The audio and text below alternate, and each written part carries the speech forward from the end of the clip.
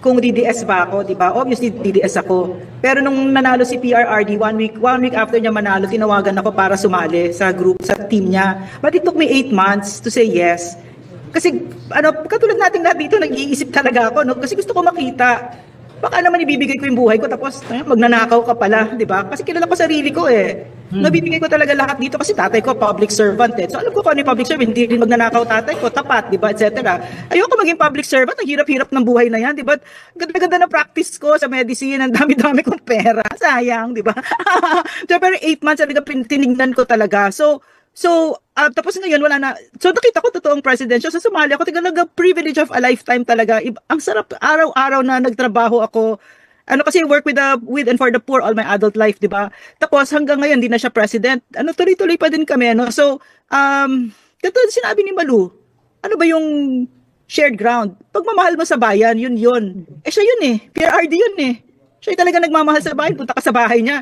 Sigurado ka hindi nagnakaw talaga ito, 'di ba? At saka talaga Lorraine, natouch ako sa kanya nung si Prime Minister Abe went to his house. Yeah. The Japanese were so parang shocked na, wow, is this for real? Does he live here? Does he eat this? And usually, di ba, mahihiya tayo kasi ang gusto natin, ang Pilipino, ang kultura, the best. Let's move forward. Pero that taught us a lesson that even if you are the highest leader of this country, being simple and being authentic actually has its own reward. And Malu, very important as a public servant, simplicity, humility, 'di ba? Na nakalimutan na natin. Oo. Kasi mo pupunta sa slum area si Benny Abante. Tarantado, 'di ba? Dala-dala niya yung motorsiklo niyang mamahalin, kundi ka ba namang tanga, 'di ba? Insensitive. Diba? Insensitive, out of touch like this DTI secretary. So, diba? Out of touch. Kaya nga yung salitang tone deaf. Yes. Di ba? Kailan lang nauso yung tone deaf? Itong administrasyon na to. Pinanindigan niyang 500 na yan. Prof. Malu, nakita ko nga yung post eh, na pinanindigan mo pa talaga. Oo, nagpunta kasi siya, talagang kaya daw eh. Yung 500 pesos na... Sumagot pa siya eh. Hindi yung kaya. Walang gas, walang bawang sibuyas kamatis. Di ba? Saan ka naman nakita spaghetti at saka sauce? Prof. Malu, tabangan na lang konti. Wag na masyadong... Grabe nagkaroon pa talaga ng follow-up justification to si Secretary Roque, Secretary ng DTI, tukol dun sa 500 pesos na pang Noche Buena. Kasya naman daw talaga. Kasi pwede naman daw bumili ng luncheon meat bilang pang-replace sa ham. At marami pa daw mabibili ng mga nakadilata na lang, parang sa mga panghalo ng mga pang-spaghetti, ewan ko, nanloloko lang yan. Hindi siya siguro pumupunta sa mga supermarket. Kahit sa palengke, hindi ganun ang mga presyo, hindi kasya yan talaga. Tsaka, kung manggagaling sa gobyerno ang 500, well, magiging grateful na lang ang mga mahihirap. Thank you, at binigyan nyo ng 500. Pero kung i-condition nyo ang utak nila na pagkasyahin na ang bilihin ay mabababa, nagkakamali kayo. Huwag kayong manloko. Misleading misinformation. Isa sa mga sinabi niya lately is, sa panahon ni BBM, ang ekonomiya ay laging matatag. Imagine that, ang ekonomiya blanket, ang ekonomiya ay matatag. If you're misleading yan, especially if you look at the international level. Kasi mas sasabi nila, ano bang klaseng gobyerno mayroon ng Pilipinas? Kung titignan mo yung figures, FDI is 40%, the growth is going down and all that, how can it be matatag? So you see how embarrassing it is internationally with that kind of spokesperson, and he speaks for the president. And he doesn't, imagine, she speaks for the president, babae pala yan, she speaks for the president. Kaya, mo yon, parang sabi ko, nakakahiya, kasi if you look at other countries in the region, walang ganyan. Sabi ko, ano bang nangyari? Ang sabi naman ng ating mga kaibigan, kinuha daw yan si Auntie Claire para mang-Alaska.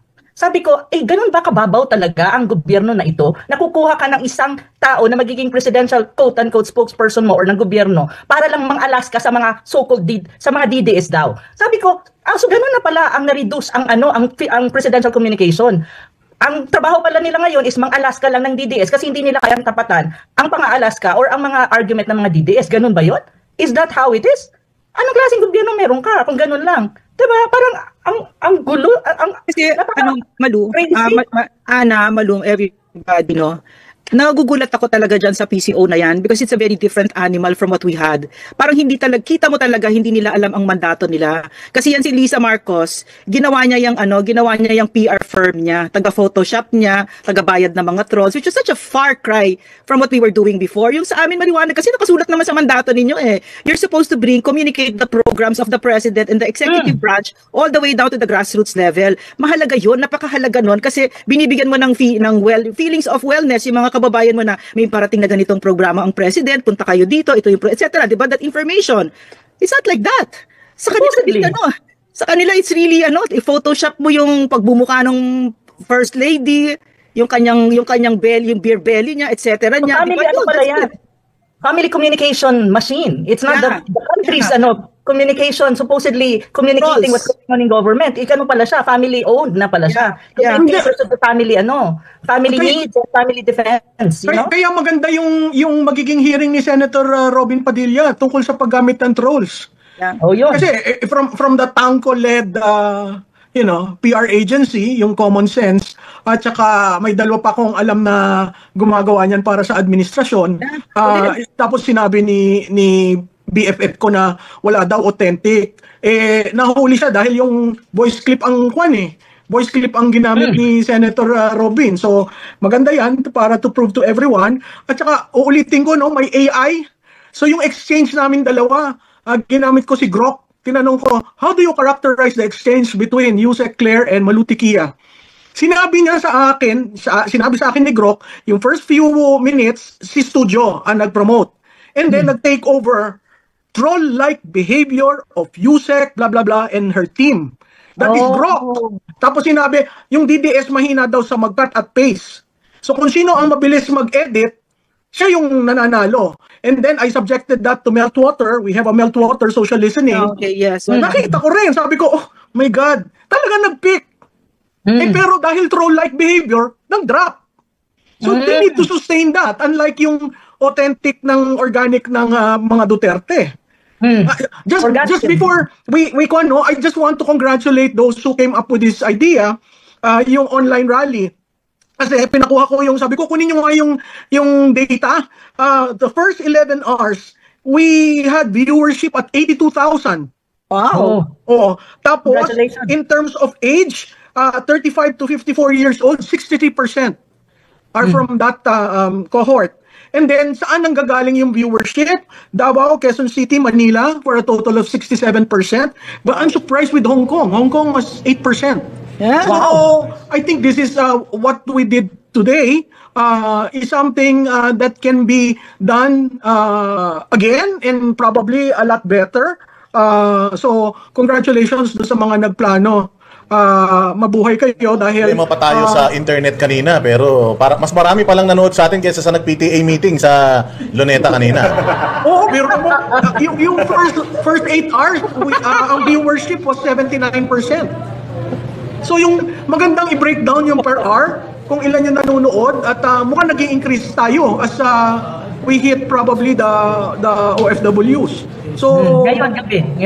So maraming salamat dun sa nagplano. Na-accuse ako na SMNI lang daw ako.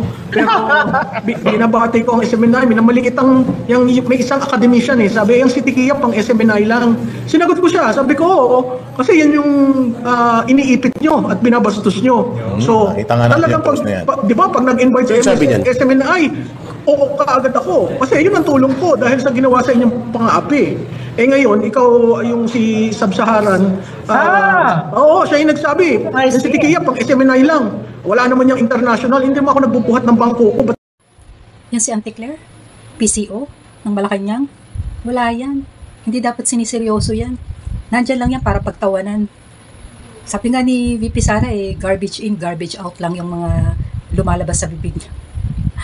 Nakakatawa lang yan Si Atty. Topacio nga ayaw na matanggal yan dyan kasi wala na siyang pagtatawanan, wala na magiging katatawan ng topic siya Kaya wala, kinuha lang yan para talaga atakihin ng mga Duterte, lahat, puro Duterte na lang ang niya magmula nung nag-umpisa siya hanggang ngayon, hindi siya tumatigil talaga sa pang-aatake.